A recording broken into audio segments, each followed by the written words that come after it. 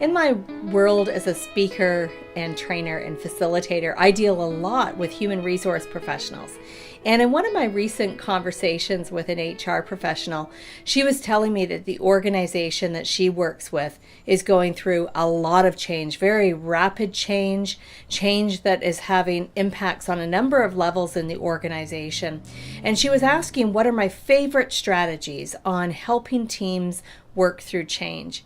And I thought, this is a great question. So I kind of dug back into all the experiences that I've had leading team building processes, training, and facilitating change management.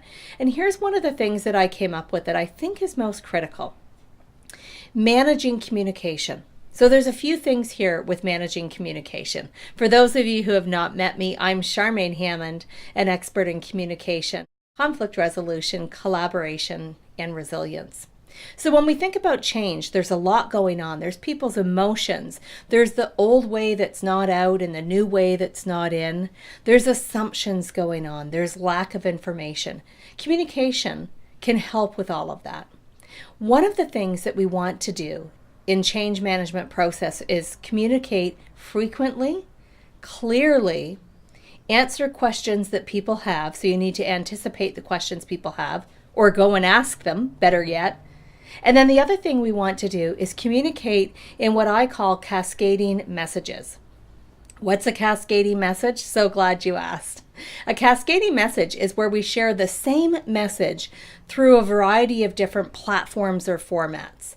An example might be at a training session or at a staff meeting, some answer related to the change process is provided to people verbally. And then the next part of that cascading message, because not everybody may have been at the meeting, is to summarize that in meeting notes that get emailed to everybody. Now you've got some people who are too busy and aren't going to read the notes, and they weren't at the meeting, so you can have a verbal communication with them. Somebody can be assigned, and it doesn't need to be the leader. This is where you can engage your team.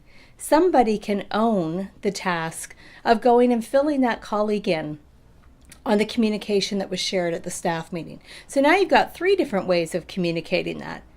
You can also have a huddle. So you can gather a few people who may have been absent, share the information with them, summarize that to them in a quick email.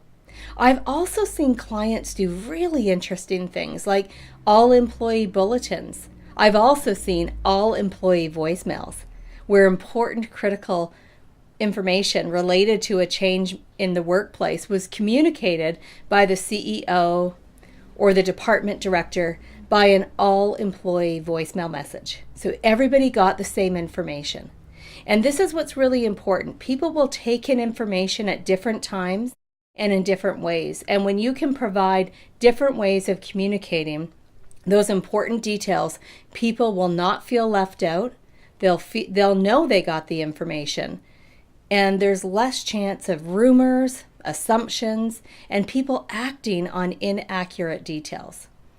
I'm Charmaine Hammond with Hammond International. You can find out more about me and the services we offer at charmainehammond.com.